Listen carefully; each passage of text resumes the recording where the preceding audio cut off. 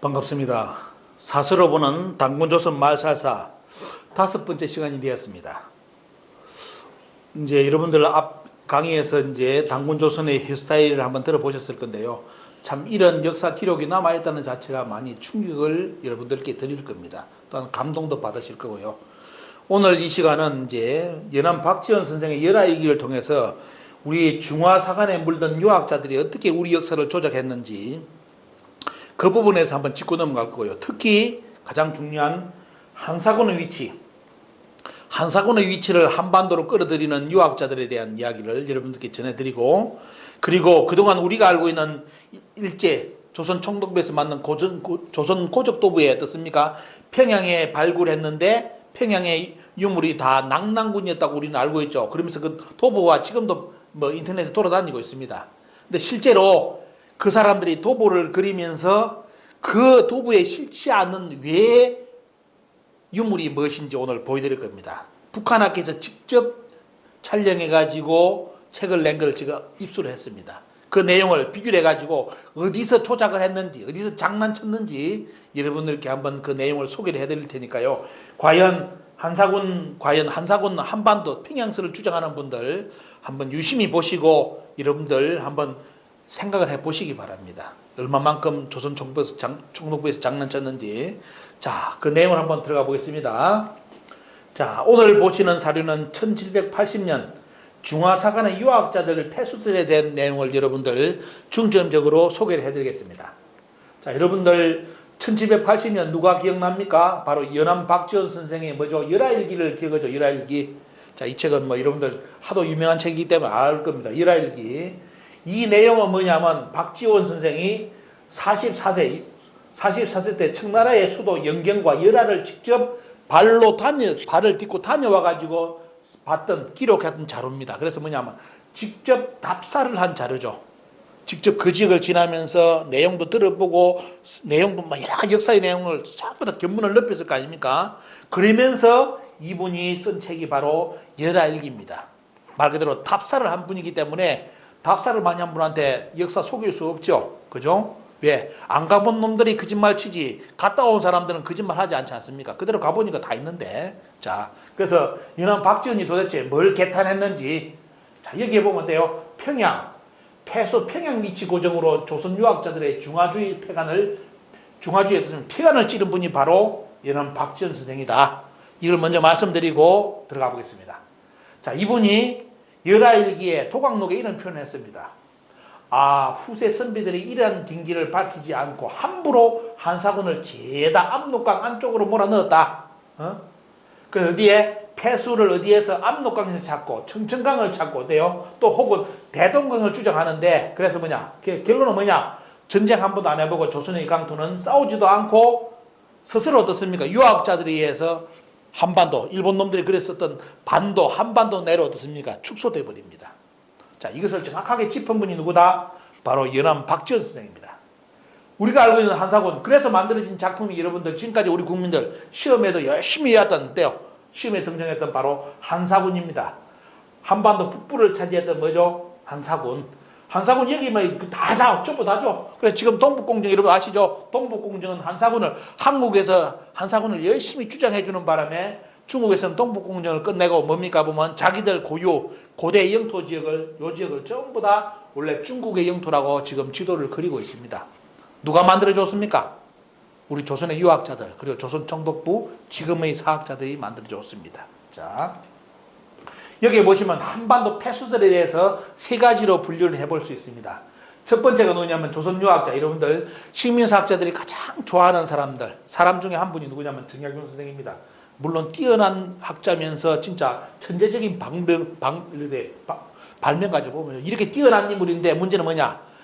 유학으로 열린 조선이기 때문에 사대주의 역사관을 가지고 있어가지고 어때요? 우리 조선의 역사를 스스로 축소한 분 중에 한 분이 누구냐면 정약용 선생입니다. 여기에 관련된 논문은 책이 나와 있습니다. 저의 주장보다 그 책을 가지고 여러분들, 제 말에 반박하실 분들은 그 논문을 반박해 보시기 바랍니다. 그 자료 하나하나를 다 역사를 추적해가지고 만들어낸 논문이기 때문에. 그래서 정약용 선생이 어떻습니까? 뭘 이야기하느냐? 고구려의 수도, 지금의 어때요? 여기 나오는 어때요? 고구려의 수도 평양의 위치가 지금의 평양이라고 위치를 비정을 해가지고 압록강 폐수설을 주장하는 양반이 정약용입니다. 그래서 거기에 동조한 누구냐, 인물이 누구냐면 바로 그 유명한 일제 관변학자의 뭡니까? 쓰다 속귀치. 이 양반이 정약용을 물고 늘어집니다. 이 양반 말이 맞다고. 그래서 지금도 때요. 폐수에 대한 위치를 주장할 때 한국의 지금 사학자들이 가장 애용하는 양반, 애용하는 인물이 바로 정약용입니다. 왜 정약용을 이용할까요? 중국의 모든 사설을 보면 폐수가 한반도에 있다는 기록, 한사군, 한사군이 한반도에 있다는 기록은 중국 사료에 보면 제로입니다. 누가 그러면 한반도 안에 있다고 주장하는 사람들은 조선의 유학자들이기 때문에 돼요. 누구만 이용하겠습니까? 그 주장한 조선의 유학자들. 절대로 중국의 문은 인용 안 합니다. 왜? 중국에서는 폐수하고 어때요? 폐수의 위치하고 한사군 낭낭은 전부 다 어디 있다? 요동, 요소로 표현해 놨습니다. 우리 국민들이 이거 압니까? 모르니까 때 속는 거 아닙니까? 모르니까 저들이 이야기한 것에 거짓말에 속아 넘어갑니다. 자, 여기에 대해 정약용이 뭐를 했다? 압록강 폐수를 주장했다. 그걸 어떤 끝까지 주장한 양반이 쓰다 속귀치다. 조선이 바로 어때? 일제시대 때 가장 최고의 뭡니까? 일제 식민지야의 뭐입니까? 이 양반을 가지고 식민사가, 우리 조선의 식민사관을 만든 유명한 인물이 쓰다 속귀치라는 거. 자, 두 번째. 조선 펜수에 간사했던 이나바 이와기치가 주장한 것이 뭐냐면 세종실록 지리지 그 다음 삼국사를 인용해가지고 대동강 폐수설을 인정합니다. 이걸 주장해요. 여러분 아시죠? 세종실록 지리지 삼국사도 뭡니까? 유학자들을 중심으로 역사를 시키면 성리학의 중심의 국가학자들이 쓰다 보니까 앞에 얘기는 정약용 선생처럼 전부 다 돼요. 한반도 쪽으로 폐수를 끌어들입니다. 그래서 대동강 폐수설이 등장하고 세 번째가 뭐냐면 바로 이병도의 폐수설입니다. 이 양반은 뭐다? 문헌을 이야기 안 해요. 여기는 문헌이라도 있으니까 이런 걸 가지고 폐수가 여기다 있지 않는데 이 양반은 주장하는 거 그냥 비정하고 싶답니다. 내가 요리 생각하고 싶다 해가지고 주장하는 것이 뭐냐면 폐수가 지금 어디다? 청천강이다 주장하는 양반입니다. 근데 지금 우리나라 학계에서는 누구를 주장을 인정하려고 하느냐? 요 양반의 주장을 따르는 사람들이 지금도 있습니다. 그러면서 그 양반들이 주장하는 게 뭐냐? 당군을 부정하는 그 내용을 주장하는 양반들이 요 양반들입니다. 자, 이병도 씨는 갈석산이 어디 있다? 황해도 수성인에 있다. 야, 이것도 참 기가 찬 겁니다. 여러분들 쇼를 하는 건데 황해도의 북단에 어떻습니까? 여러분들 우리나라 땅에 갈석산이 있다고 주장하는 양반이 바로 이병도 씨입니다. 이병도 씨. 자, 그 덕분에 뭐죠? 여기 황해도 갈석산 여기 있기 때문에 여러분들 원래 지금도 옛날에 갈석산이 여기 있었죠. 지금 갈석산은 뭡니까? 중국의 만리장성 틀은 여기 갈석산이 있는데, 자, 우리나라에서 누가 주장했다? 갈석산이 황해도 있다고 주장하는 바람에 어때요? 만리장성 방향이 지금 바뀌어버렸습니다. 동북공정을 통해서. 바뀌어가지고 어디로? 요까지 어때요? 요것이 만리장성이라고 지금 중국은 표기를 시작했고, 최근에는 여기서 더 늘려가지고 요까지 올려버렸죠. 북한의 무단장까지 올려가지고, 여기가 원래 요까지가 만리장성이고, 만리장성 안쪽은 원래 중화의 역사다, 중국의 역사다. 이런 논리를 가지고 동북공정을 매듭을 짓습니다. 자, 이렇게 지금 역사가 만들어져 있습니다. 자, 만리장성이 한반도 안쪽 북한으로 오게 된 사인님은 바로 앞에 주장했던 이 내용입니다. 바로 폐수의 위치 때문에 어떻습니까? 다 들어서는 거고 보면요. 자, 그래서 이 덕분에 중국의 지금 단기항의 지도지 보면 진나라에 어떻습니까? 만리장성이 어디로 와 있습니까? 여러분들 지금 어머니 살아있는 만리장성이 갈석산에 있는 거 요리되어 있는데 요걸 어겨버리고 이걸 다 포기하고 어떻습니까? 더 넓은 지금 만리장성을 중국이 그리기 시작했습니다. 누구의 덕분에? 그렇죠? 여러분들 판단해 보시기 바랍니다. 그래서 보시면 폐수에 대한 기록을 여러분들 보시면 어때요? 한서지리지, 수경이라든지 신상세에 보면 나오는데, 자, 여기서 한서지리지를 보면 폐수연은 한사군의 핵심인 유주의 낭낭군에 속했다라는 표현이 있고 한사군의 영역으로 이야기합니다. 그다음 수경에는 어떻습니까? 이완이 망명하면서 걷는 강이다 이렇게 표현합니다. 그래서 조선과 옛날 한나라의 경기라고 이제 표현할 수 있습니다. 또 신당세는 고구려의 남쪽 경기다 이런 식으로 표현해가지고 폐수를 해놨습니다. 자, 이 세 가지를 가지고 폐수 위치를 봐야 되고 또 하나가 또 역사에 풀리지 않는 것이 뭐냐면 삼국사에 보면 고구려와 백제가 여러 번 전투를 한 곳이 폐수가 나오는데, 자, 여러분들 지금 우리나라의 학자들이 주장한 것처럼 정약용이 주장한 것처럼 폐수가 지금 북한 지역의 폐수라면 이게 성립합니까? 고구려와 백제가 우리나라 북한 지역 땅에서 싸웠습니까? 이런 웃기는 SF 타임머신 이야기가 등장합니다. 여기에 대해서 우리나라 학자들은 아무 말을 못합니다. 왜? 그렇게 하면 말이 안 된다는 걸 뻔히 알기 때문에. 근데 국민들은 모르니까 어때요? 속아 넘어가죠. 자, 여기에 보면 돼요. 이렇게 다양한 폐수에 대한 기록이 있는데 여기를 그러면 폐수가 진짜 폐수라면 이 네 가지를 만족을 시켜줘야 되겠죠. 그죠? 그죠? 근데 만족시켜 줄까요? 자, 폐수의 위치를 연구하는 분들 다양한 거 보십시오. 자, 지금은 왜 폐수가 옮기다 보니까 역시 시간대마다 어떻습니까? 나라가 바뀔 때마다 폐수 위치가 산도 왔다 갔다 합니다. 하기 때문에 뭡니까?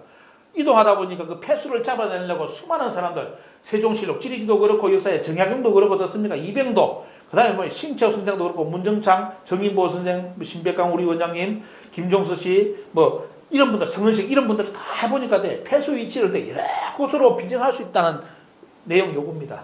요거. 하지만 우리가 여기서 볼 수 있는 게 뭐냐? 두 가지로 나눌 수 있는 게 하나는 뭐다? 한반도 안쪽으로 끌어들이는 사람들. 하나는 어때요? 한반도 밖에 있다고 주장하는 분들입니다. 이 두 가지 그룹으로 우리는 나눠서 볼 수 있습니다.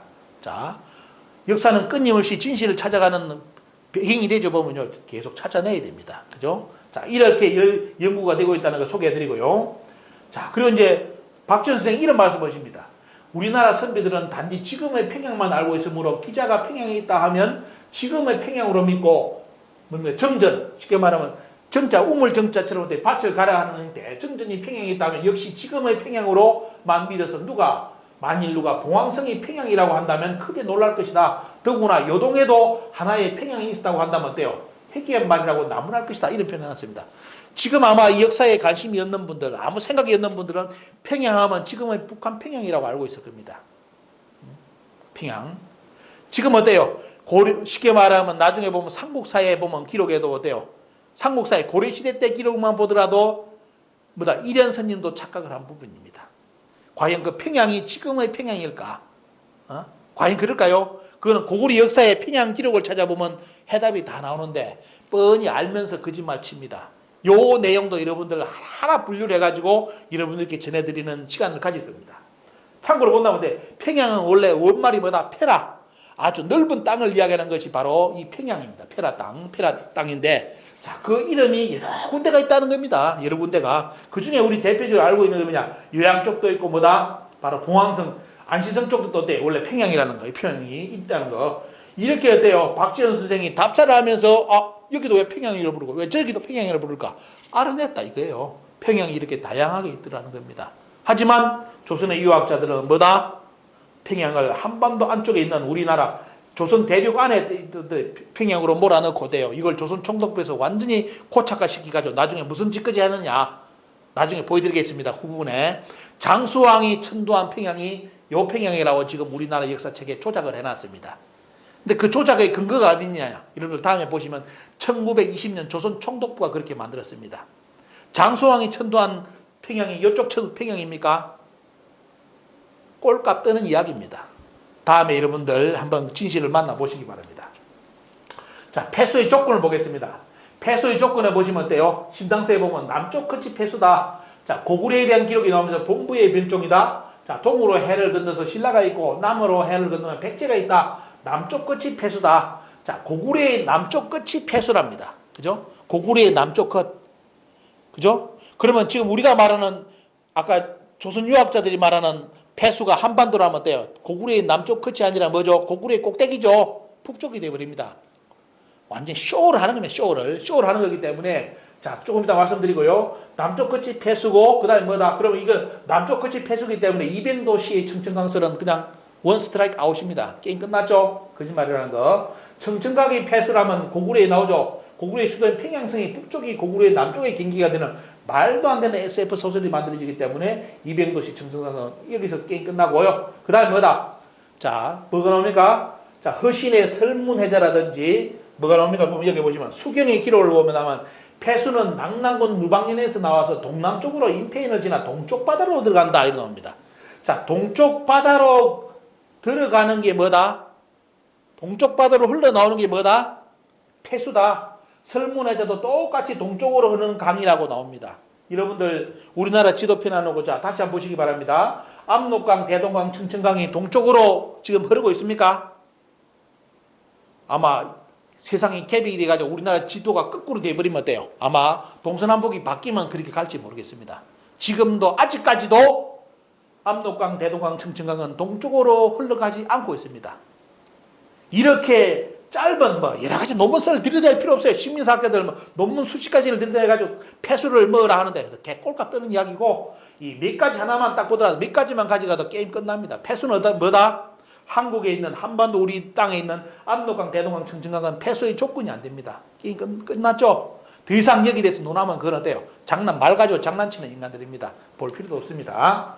자, 여기서 보시면 어때요? 중요한 것은 뭐냐? 앞으로 여러분들 우리 상고사의 핵심을 볼 때 폐수하고 같이 따라다니는 존재가 누구냐? 낙랑군하고 갈석산이 쫓아다닙니다. 폐수를 이야기하려면 반드시 낙랑군을 이야기해야 되고 갈석산을 이야기해야 되고요. 갈석산을 이야기하려면 폐수를 이야기해야 되고 낙랑군을 이야기해야 됩니다. 또 낙랑군의 위치, 한사고의 낙랑군을 이야기하려면 반드시 폐수하고 갈석산을 이야기해야 됩니다. 이 3종 세트가 한 세트가 조금 맞아 떨어져야 돼요. 그게 진실이에요. 이 세 가지 중에 한 가지만 조건이 안 맞다. 그 가짜입니다. 거짓말입니다. 이렇게 쉽게 역사를 이해하면 그냥 게임 끝납니다. 그래서 뭐냐? 한서 무제기에 보면 갈석은 요수군 류엔에 있다. 자, 갈석산은 요수군에 있다고 되어 있는데 이병도시는 어때요? 황해도 있다고요? 문헌 자체를 부정하는 사람입니다. 그죠? 말도 안 되죠? 그 다음에 수서지리지, 북평군 노령군에 갈석산이 있다. 북평군 노령군이 갈석산인데 그러면 갈석산 옆에는 뭐가 따라다니나? 낙랑군하고 폐수가 따라다니는데, 자, 우리나라 압록강, 대동강, 청천강이 요겁니까? 북평군 노령입니까? 이런 삼적 동자도 안 믿을 이야기를 가지고 우리나라 역사를 가지고 장난치는 인간들이 있습니다. 그 다음 사기세근에 갈석산은 한나라의 낙랑군 수성인에 있으며 장성이 이산에서 시작된다. 자, 한나라의 낙랑군 수성인이, 자, 이병도시는 수성인이 여기다 우리나라 황해도로 했죠. 그죠? 자, 근데 이게 보십시오. 말이 있습니까? 장성이 여기서 이산에 시작된다. 그래서 우리나라 만리장성이 지금 우리나라 들어오게 된 배경이 뭐다? 이걸 우리나라 학자들이 주장하는 바람에 어때요? 우리나라 이병도시가 주장해가지고 만리장성이 지금 우리나라 동북공정 끝에 결론이 뭐다? 만리장성은 한국에서부터 출발했다고 만들어졌습니다. 자, 그리고 더 웃기는 이야기 해드리겠습니다. 자, 역사의 기록을 본다면 갈석산에 수나라, 양제, 당나라, 태종 등 중국의 역대 황제 9명이 뭐다? 갈석산에 올랐다는 기록이 되어 있습니다. 여러분, 수나라, 양제가 우리나라 쳐들어왔을 때 갈석산이 어디에 있었다? 우리나라에 있었다? 당태종이 우리나라를 쳐들어왔을 때 갈석산이 어디? 황해도 있었다? 먼저 올라오고 뒤로 거꾸로 돌아 전쟁을 했다? 참, 거짓말 쳐도, 이거는 뭐냐? 이거는 정신병자 수준에서 이야기하는 겁니다. 갈석산이, 그죠? 갈석산이 우리나라에 있을 이유가 없죠. 있다면 쇼를 하는 겁니다. 왜? 수나라, 양제, 당나라다가 우리나라 고구려 몰래 벌써 사부자고 와가지고 올라가 봤다는 겁니다. 요런 이야기가 됩니까? 말 그대로 요렇게 쇼를 하고 있는 것이 우리나라 지금 현사학입니다. 자, 그래서 보시면 지금 동북공정의 마지막 결론 단기항의 지도에 보면 한나라의 영역이 어디까지? 한반도 북쪽이라고 아예 다 표기해 놨습니다. 그죠? 다 여러분도 확인해 보시고요. 자, 그리고 어때요? 중국의 중화문명 성전공정에 의해 가지고 우리나라 자기들 역사에 무슨 시대요? 한나라의 역사를 소개할 때, 자, 한나라의 영토가 어디까지? 한반도 거의 4분의 3을 다 잡아먹은 것처럼 지도를 그려가지고 전 세계에 다 소개를 하고 있습니다. 눈뜬 채 여기까지 다 뺏겼습니다. 그럼 요 땅은 뭐 땅일까요? 요 땅은 뭐냐면 나중에 들어가 보시면 담기항이 뭐라 표현하느냐? 임나라고 표현해 놨습니다. 삼국시대 역사 보면. 그럼 뭐냐? 이 땅은 뭐다? 일본 땅이라는 뜻입니다. 물론 여기는 표기를 안 하지만 담기항의 지도 다른 집에는 아마 여기 나온지 모르겠습니다. 그거 체크될 겁니다. 여기에. 자, 여기 보시면 이제 그 다음 위나라. 자, 한나라고 한사군이 망하고 그 다음에 위나라, 그 다음에 진나라가 들어서는데 연속을 해가지고 어때요? 한나라, 위나라, 진나라가 이쪽 지역을 식민지를 삼았다는 지도입니다. 그런 적 없죠. 없지만은 또 동북공정은 이렇게 만들어져 있습니다. 여기에 대해서 아무런 한국사학계에서 저항도 없습니다. 한나라의 식민지가 되었고 그 다음에 위나라의 식민지가 됐고 진나라의 식민지, 이 진짜는 진시황의 진짜가 아니라 진주의 진짜입니다. 진주할 때 그 진나라의 식민지가 되었다고 지금 중국의 동북공정 지도는 그려져 있고 또 어디에 있느냐? 1920년 일본이 만든 우리나라 역사 교과서인 심상소와 국사에 그대로 기록되어 있습니다. 1920년 일본이 만든 작품이 지금 동북공정으로 등장하고 있습니다. 여러분들 동북공증으로. 아까 이야기했죠. 자, 담기양이 뭐냐면 임나까지 표기를 했습니다. 임나. 자, 그게 뭐냐? 일본의 식민지였다는 걸 어렴풋이 했대요. 중국의 지도집에다가 인정하는 내용을 실어놨습니다.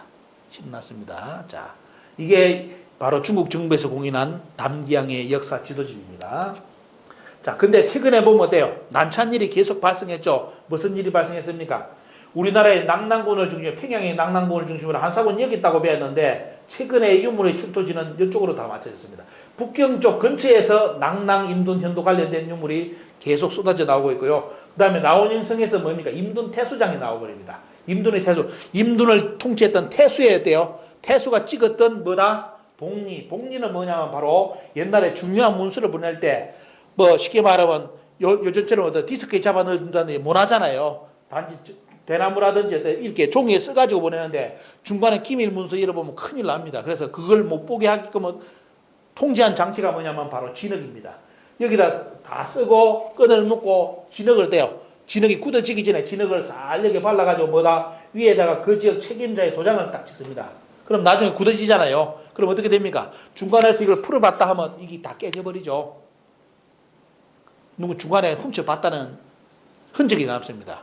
그 쉽게 말하면 정보의 기밀을 누수를 방지하기 위해서 만든 것이 뭐냐면 바로 이 복리, 고대의 복리라는 건데 이런 겁니다. 복리인데 자, 그 복리가 어디서 나왔다? 북경 쪽, 이쪽 근처에서 다 나와버렸습니다.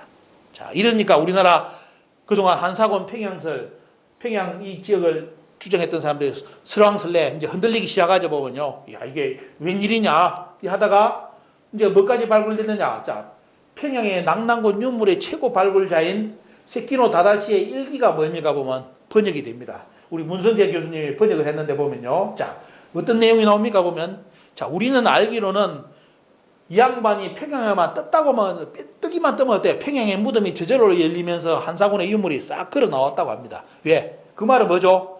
가장 가면 무조건 어때요? 한사군 유물 찾아내는 양반이 낙랑군 유물을 다른 사람은 가도 찾기가 어려워요. 찾기도 어려운데 이 양반이 평양에만 떴다면 어때요? 넘쳐나는 것이 평양의 낙랑 유물이고 한사군 유물입니다. 주변에.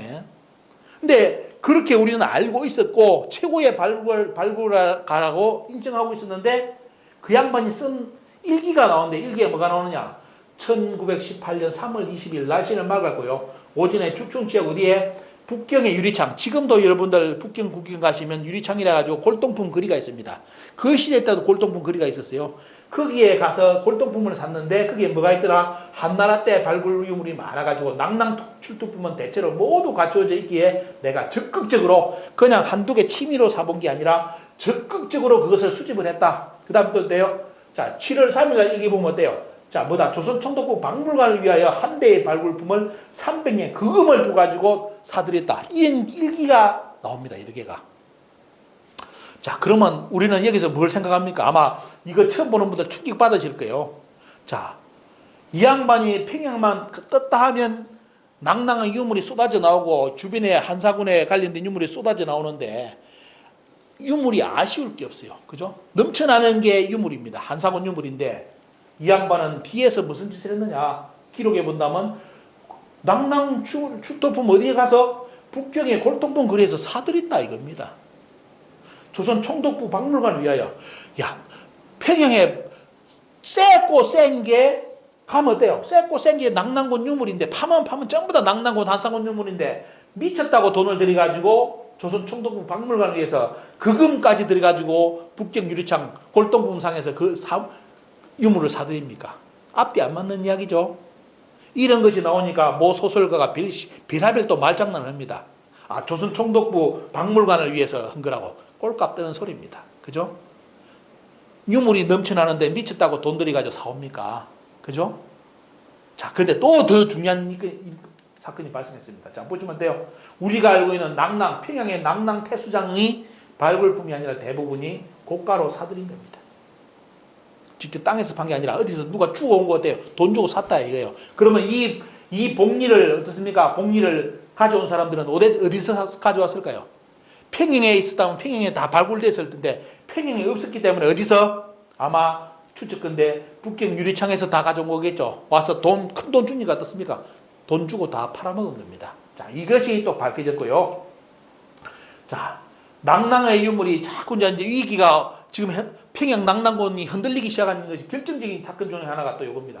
북경 쪽에서 뭐가 나옵니까? 자, 한인도라는 양반의 무덤이 발굴되는데 낙랑군 조선인이라는 표현에 모비가 써 있습니다. 내가 어디에 죽었다? 내 파묻은 장소가 어디다? 낙랑군 조선인이다. 그 기록은 그 위치는 어디다? 북경시 쪽이다.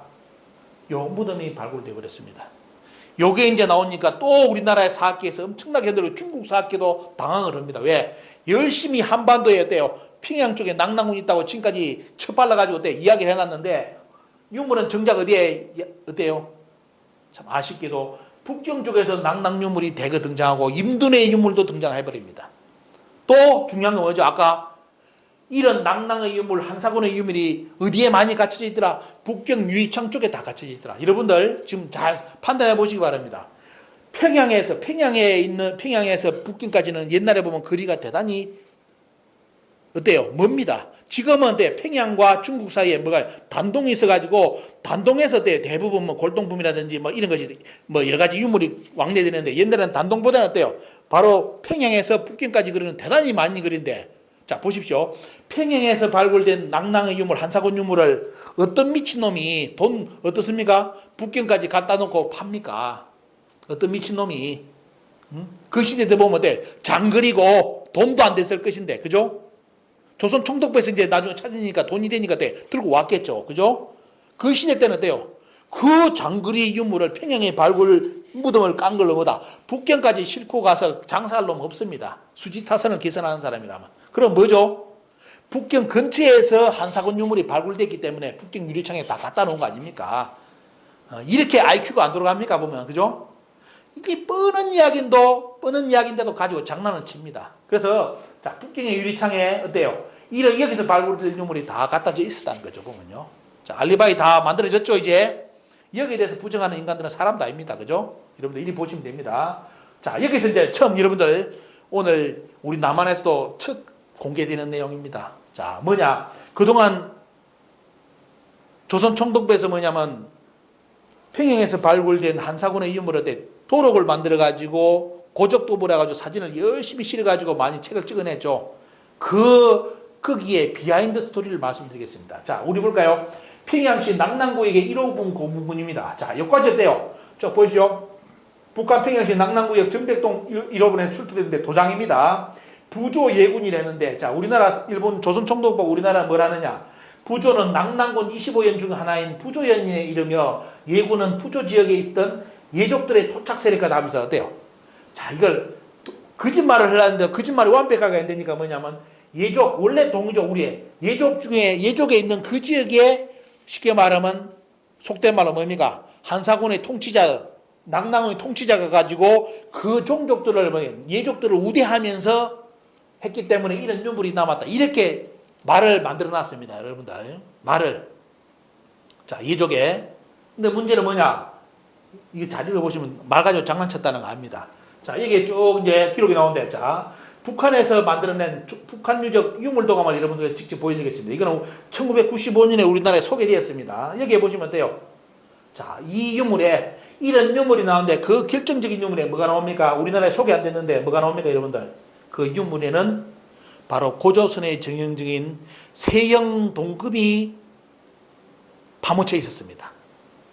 그러면 일본 사람들은 어디까지 요것만 공개하고 요거는 공개하지 않습니다. 무덤의 주인공이 뭐다? 자, 한나라 사람이 이 지역이 한나라가 통치를 했다면 저번에 이야기 나왔죠? 제 유튜브에 보시면 이 지역이 한사군이 낙랑이 통치하고 한사군이 통치했다면 먼저 뭐가 나와야 됩니까? 말 그대로 한사군 그 시대 때 뭐가 등장을 해야 돼요? 화폐가 등장해야죠. 무덤을 파면. 그죠? 그리고 한나라의 유물 통치자들이 어때요? 쉽게 말하면 그 지역을 통치했기 때문에 한나라의 그 시대 때 여러 가지 청동기라든지 행태가 다 드러나야 됩니다. 그죠? 특히 수장이라면 어때요? 그 지역을 통치한 수장이라면 뭐라 해야겠어요? 수장을 함부로 줍니까? 예족을 뭐 우대했다고 꼴값 드는 소리가 보면요. 함부로 우대해 줍니까? 식민지를 삼았는데. 그러면 식민지의 지도자가 뭡니까? 묻혔던 것이 요건데 그 식민지의 지도자의 무덤에 뭐가 나왔다? 단곤조선의 세형동금이 등장합니다. 스토리가 안 만들어지죠? 조선 청동부 입장에서는, 우리 지금 한국의 주루사학계 입장에서는, 그래서 뭐냐면 조선 고족도부에 보면 요 내용을 빼고 요거만 실어놨습니다. 요거만. 그죠? 자, 마치 한나라가 지배하면서 그쪽 지역의 이족들을, 토착 세력가들을 우대한 것처럼 이렇게 스토리를 만들어 가지고 한사군 낭낭을 주장을 합니다. 그 다음 등장하는 거, 평양 낭낭시 구역의 206호 고분입니다. 여기도 보면 어때요? 우리에게 국민들에게 소개되지 않은 뭐가 나옵니까? 이 고분군의, 정백동 206호 고분의 주인공은 바로 세영동금을 썼던 사람입니다. 그럼 누구 사람입니까? 당군조선 사람이죠. 그죠? 한나라의 수장이 아닙니다. 저 거짓말이라는 거 아시죠? 자, 그 다음 들어가보겠습니다. 여기도 보면 평양 낭낭구역 3호 고분군입니다. 그러면 강무덤이 등장했는데 여기도 보면 어때요? 뭐가 등장합니까? 여기도 보면 칼이 청동에 있대요. 청동의 앞에 뭡니까? 이게 나무를 꽂아가지고 찌르는 창인데, 그죠? 여러분들 중국하고 고조선의 청동기를 구분하는 법을 가르쳐 드리겠습니다. 고조선에 있대요. 청동 기술은 칼도 그렇고 창도 그렇고 대부분이 중심 뼈대를 강하게 만들고 날을 만드는 형태입니다. 중국은 요게 없습니다. 그냥 비스듬히 만들어가지고 어때요? 이제 만든 형태가 중국의 청동기인데, 고조선의 형태는 어떤 중심부를 아주 단단하게 만듭니다. 이게 고조선의 형태예요. 고조선 문화가 흘러간 지역의 청동기는 대부분이 중심부가 강한 형태로 만들어져 있습니다. 일본에서 발견된 고조선 청동기도 그렇고 카자흐스탄 청동기도 이런 식으로 만들어져 있습니다. 자, 여기에 보면 돼요. 이것만 그게 청동기를 아는 사람이랑 보자마자 돼요. 평양시 낭낭구역에 있는 무덤은 주인공이 누구다? 한나라의 청동기가 아니라 고조선의 청동기임을 한눈에 알아버립니다. 근데 우리나라 국민들은 또 학자라고 다 박사라고 다 하는 게 아니죠. 제 연구 분야에 있으면 박사지 나머지는 깡통입니다. 그죠? 이 보면 돼요. 이게 고조선의 청동기라면 어때요? 낭낭의 구역군의 고분군은 낭낭군이 아니라 뭡니까? 원래 삼국사에 있는 대로 낭낭국입니다. 그죠? 낭낭국. 이렇게 우리는 알 수 있는데 이 내용을 공개를 하지 않았습니다. 그 다음 뭐냐? 자, 낭낭시 낭낭국의 37호 고분군 강무덤이 등장했습니다. 자, BC 1세기 후반인데 여기도 보면 어때요? 자, 여러분들 뭐하고 비슷하죠? 지금 우리나라 사학계에서 뭡니까? 낭낭군 허리띠를 해가지고 국보까지 등장한 그 국보하고 허리띠가 비슷한 어떤 허리띠가 어디서 등장하느냐? 정백동 37호 고분군에서 나오는데, 자, 여기서도 어때요? 불편한 진실이 요겁니다. 자, 이 무덤의 주인공이 차고 있던 칼이 뭐다? 바로 고조선의 세형동금입니다. 그럼 이 주인공은 어때요? 앞에도 그렇고 뒤에도 그렇고 다 무덤의 주인공이 누구라? 고조선의 청동금을 썼던 사람이에요. 한나라가 통치했다면 여기에 주인공의 무덤의 대부분이 뭐다? 한나라의 일자형 금하고 금 손잡이하고 일체인 그 금을 사용했을 겁니다. 불량인 고조선 금을 안 사용했겠죠. 말이 안 되니까 뭘 이야기했다? 앞에 한나라가 통치하면서 이쪽 지역의 토착 세력을 우대해줬다고 이런 꼴값 드는 스토리를 만들어가지고 이 무덤에 어떻습니까? 비밀을 숨기려고 했습니다. 자, 이 내용을 여러분께 오늘 소개해드립니다. 자, 여기 보십시오. 이제 비교를 해드리겠습니다. 자, 그동안 우리나라 조선 총독부에서 세키노 다다시가 이 유물이 나오니까 너무 감동해서 눈물을 흘렸다는, 감동해서 감탄했다는 기록까지 나오는데, 근데 지금 어떻게 됐냐? 이 평양에서 국보로까지 등재됐는데, 우리나라 국보 89호로 등재되어 있는 이 낭낭군의 허리띠라고, 태수의 허리띠라고 믿고 국보로 등재를 했는데, 최근에는 뭡니까? 이 유물은 한나라 때 유물이 아닌 것으로 판명됐습니다. 이유가 뭐냐? 이거는 한나라 때 한무제가 있을 때예요. 그때 이런 기술이 한나라 때 없었다는 겁니다. 근데 최근에 뭐가 발견됐느냐? 이하고 거의 흡사한 허리띠가 어디에? 신장 위구르 지역에서 흉노 지역 이런 때 북방민족의 계열에서 이 허리띠가 나왔습니다. 이런 비교해 보십시오. 자, 위에 그 비교해 보시고, 이거는 조금 이제 투박한 민이고 보면요, 그죠? 나머지는 조금 세련미가 뛰어난 거죠. 자, 이렇게 평양에서 나오는데, 자, 그러다 보니까 어때요? 어떤 일이 발생했느냐? 자, 보십시오. 국보로까지 등재했던 낭낭군 유물이라고 등재해놨는데 아닌 걸로 드러나 버렸고, 그 유물하고 흡사한 것이 신장 위구르 흉노 계열에서 발견돼 버렸고요. 북방민족 계열에서. 그래서 우리나라 박물관에서 뭐 했습니까? 지금까지 국보, 한나라 낭낭군의 유물이 해가지고 국보로까지 한사군을 지탱해 줄 수 있는, 평양 낭낭군을 지탱해 줄 수 있는 최고의 보물이라고 믿고 국보로 등재해놨는데, 가짜로 그것이 낭낭군 유물이 아닌 걸로 드러나는 바람에 뭘로? 사만시대 유물로 다시 바꿔버립니다. 그러면 빨리 국보 폐기해야 되겠죠. 아니면 국보를 살리려면 여러분들 방법이 하나 있습니다. 뭐겠습니까? 이 유물을 한사군 낙랑군의 유물이 아니라 바로 평양에 있던 원래 체리의 낙랑군, 최승호의 낙랑국이 어떻습니까? 낙랑 공주자죠. 낙랑공주, 호동왕자 낙랑공주 나오는 그 나라의 유물이라고 보면 이거는 국보로 등재가 가능합니다. 하지만 한사군의 낙랑군은 거짓말이기 때문에 돼요. 유물이 아닌 걸로 판명됐기 때문에 빨리 국보에서 폐기 처분해야 됩니다. 우리나라 사학계는 두 가지 중에 어떤 걸 선택할까요? 여러분들 국민들이 눈을 부릅뜨고 한번 지켜보시기 바랍니다. 자, 그게 관련된 기술 최근에 다 밝혀졌죠. 이 황금허리띠, 국보로 만든 허리띠는 그 시대 당시에 어떻습니까? 당시에 한나라에 없었던 기술이다. 그래서 어떤 우리나라 학자가 당황을 해가지고 뭐냐, 야, 이 허리띠는 뭐다? 한나라가 뭐다? 한나라가 황제가 주변 태수들한테 선물로 준 거다. 이렇게 또 누가 글을 발표했습니다. 그 인간도 이상한 인간입니다. 왜? 황제 자신도 차보지 못한 최고의 뭡니까? 요즘 말하면 명품의 최고의 어떻습니까? 명품 허리띠를 태수들한테 줬다. 웃기는 이야기 되겠죠. 그렇게 주장하는 학자가 있고요. 또 하나는 뭐다? 이제는 뭐냐? 아예 이제 밝혀져 버렸으니까, 야, 이거는 한나라 유물이 아니라고 밝혀져 버리니까 아예 체념하라고 어떤 식으로 스토리를 돌리느냐? 아, 틀림없이 이거는 한나라의 유물은 아닌데, 뭐다? 평양의 낙랑이 한나라 정부의 통제를 받지 않고 독자적으로 무역하면서 교역한 교역품이다.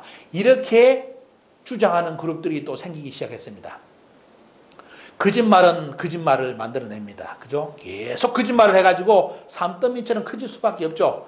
거짓이라면 인정하고 빨리 수정을 해야 되는데 그들은 그게 아니라 계속 거짓말에 거짓말을 보태가지고 말을 만들어내고 있습니다. 우리 국민들은 자세히 이 내용을 알아야 됩니다. 그럼 북한은 어떻게 됐냐? 북한에서는 우리나라 학자들 책을 잘 보시기 바랍니다. 북한에서 평양의 낙랑군을 인정했다고 글 쓰는 인간들이 많습니다. 최근에도 뭐 젊은 학자가 민족사학을 유사사학이라고 까면서 비판하면서 북한이 평양의 낙랑군을 인정했다고 거짓말, 새빨간 거짓말을 발표해가 지금 그걸 따지는 학자들에 의해서 지금 조용히 잠수 타고 있습니다. 만약 다시 뭐 고개 쳐들면 그 양반 교수직도 다 박탈시켜야 됩니다. 왜? 거짓말 친 인간이기 때문에. 그죠? 그리고 과연 우리나라 학자들이 주장한 것처럼 평양에서는 그러면 한사군 낙랑군을 인정했느냐? 볼까요? 자, 2001년에 보면 북한의 학자들이 무슨 책을 내느냐? 평양 일대 낙랑 무덤에 대한 연구책을 냅니다. 내용이 뭔가요? 자, 조선총독부에서 어떻습니까? 조선총독부에서 평양에 있는 고분군 한 30개를 뒤져가지고 여기에 한사군 낙랑이 있었다고 주장했죠. 북한은 어떻게 했느냐? 광복후에 30배인 3000기를 어떻습니까? 3000개의 무덤을 까가지고 이 무덤을 다 까봤습니다. 보니까 결론은 뭐다? 한사군의 낙랑군 유물이 아님을 밝혔습니다. 한사군 낙랑은 조작됐다라고 발표를 했는데 이런 정보를 남한의 국민들이 모르니까 우리나라 사학계에 있는 인간들이 뭘 했다? 북한이 평양의 낙랑군을 인정했다고 지금까지도 사기를 치는 인간들이 나오고 있습니다. 자, 북한의 기사 볼까요? 1995년 중앙일보에 북한에 대한 기사가 등장했는데, 자, 낙랑 문화는 우리 것, 북한 학계가 제기했다가 나오죠 보면요. 자, 평양 낙랑은 우리 역사의 낙랑군이 아니라, 한사군의 낙랑군이 아니라 체리의 낙랑국임을 발표했다 하는 것이 1995년 중앙일보에 실린 거고요. 그 다음에 점재인 신사비, 조선총독부, 즉 우리나라 주류 사학계에서 주장하는 것 중에 하나가 뭐냐? 점재인 신사비의 기록이 뭐다? 이거는 한사군에 대한 기록이 됐는데 최근에 뭐다? 이것도 가짜로 다 드러났습니다. 북한의 학자들이 뭐냐? 이 점재인 신사비하고 주변의 암석을 다 비교 처리했는데 보시죠. 그 주변의 암석하고 연대기 차이가 너무 큽니다. 그래서 결론은 뭐다? 점재인 신사비는 뭐다? 이 지역의 화강암이 아닌 것으로서 북한에서 판명을 했습니다. 그게 뭐냐? 들고 들어온 겁니다. 어디서 들고 왔을까요? 자, 이 점재인 신사비의 출처를 밝히신 분이 누구냐? 바로 규원사화를 진서라고 인정한 손보기 선생이고요. 또 뭐다? 그분이 가지고 있던 발언본이 뭐다? 국보로까지 등재되어 있습니다. 자, 손보기 선생이 과거 인터뷰할 때, 한배나라고 인터뷰할 때 이런 내용을 했습니다. 자, 갈석산에 가보면 신사비 크기의 바위를 쪼아낸 자국이 있으며 신사비의 돌을 조금 떼어내고 갈석산의 돌을 떼어 맞춰보면 딱 맞아요.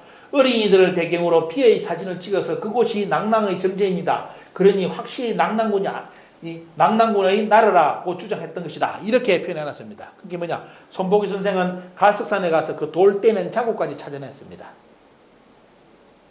그런데도 우리나라 모 서술가가 뭐랬느냐. 이 지탄을 받으니까 저 시대 때 이 무거운 돌을 싣고 올 수 있느냐 하면서 반론을 지었습니다. 그 정신 나간 인간입니다. 강계통 비문도 일본 놈들이 그 비석도 옮기려고 했습니다. 옮기시죠. 그죠? 그런데 이 조그만 걸 지금으로 말하면 니아카에 싣고 와도 싣고 올 수 있는 겁니다. 그죠? 옛날에 배 타고 온다는데 갈석선에서 배 타고 바로 올 수 있습니다. 그죠? 자, 이런데도 끝까지 발부둥 치는 인간들이 아직까지도 남아 있습니다. 여러분들 참고로 보시고요. 그래서 지금은 뭐다? 여러분들 정리해 드린다면, 자, 우리가 그동안 배웠던 낙랑군, 한사군, 평양 중심으로 낙랑군, 한사군은 뭐다? 거짓말로 폐기 수순으로 들어서고 있다. 지금까지 보여준 자료만 보더라도 저는 폐기를 100% 해야 됩니다. 그죠? 더 이상 논할 거리가 아닙니다. 그런데도 뭐라고 미련이 많은지 왜 자꾸 붙잡고 있습니까? 자, 이런 내용이 있고, 지금 어때요? 모든 유적이 뭐냐? 북경 쪽으로 유물이 발굴되기 때문에 어떻게 해? 이제는 뭡니까 보면 이사를 가야 된다. 이사를 가야 될 때고, 그 이사설이 뭐냐면 낙랑군 교치설입니다. 낙랑군 교치설. 자, 금소령이가 벌써 조선 총독부 금소령이가 이걸 알았기 때문에, 여기에 낙랑 유물이 많이 발굴된 걸 알고 뭐입니까? 여기가 가짜인 걸 알기 때문에 금소령이가 그때 만들어 놓은 논리가 뭐냐? 여기 있는 낙랑군 이쪽으로 이사를 갔다. 이렇게 벌써 조선 총독부 때 말을 했습니다. 그걸 지금 요즘에 최근에 우리나라 학자들이 요 금소령이 주장을 받아들여 가지고, 이거는 여기 있는 낙랑군이 쫓겨서 요까지 갔다. 여러분들, 여기에 있는 낙랑군이 쫓겨서 요리 가는 이유가 뭐죠? 누구 나라 때문에? 고구려죠. 여기가 고구려가 아니면 아주 강력한 고구려가 이제 형성되면서 어때요? 쫓겨서 뭡니까? 쫓겨서 낙랑군이 쫓겨서 도망을 가야 되는데, 잘 보시고 여러분들, IQ 한 자릿수하고 두 자릿수 비교를 해드리겠습니다. 우리나라 학자들은 뭐다? 여기서 요리 이사를 갔다 하죠. 여러분들이라면 여러분들 머리 수준을 한번 생각해 보시기 바랍니다. 여기에 강력한 고구려가 지배를 하고 있는데, 이 고구려를 뚫고 낙랑군 사람 수십만 명을 데리고 고구려를 물리치고 여기까지 이사를 갔다? 말 됩니까? 그렇게 고구려를 물리칠 강력한 힘이 있다면 도망갈 필요 없고 여기 살면 돼요. 더 영토를 넓히는데 고구려 땅을 더 넓히면 되죠. 그죠? 이렇게 강력한 고구려를 뚫고 여기까지 이사 갈 정도의 정신을 가진, 국력을 가진 낙랑이라면 어때요? 이사 안 갑니다. 차라리 어디로? 더 남쪽으로 개척을 내려갔겠죠. 개척을. 그죠? 이런 앞뒤 안 맞는 스토리, IQ도 작동하는지 안 하는지 스토리, 안 되는 스토리를 가지고 지금 여기 있는 낙랑이 여기까지 이사를 갔다고 주장하는 우리나라 학자들이 있는 이런 한심한 학계의 상황입니다.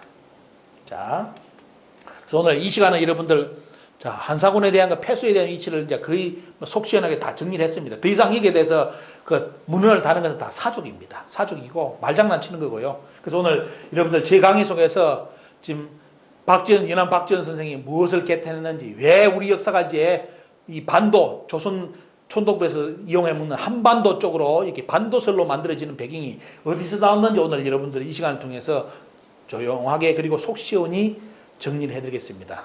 다음 시간에 여러분들 만나 뵙고 다음 이야기를 진행하겠습니다. 오늘 수고하셨습니다.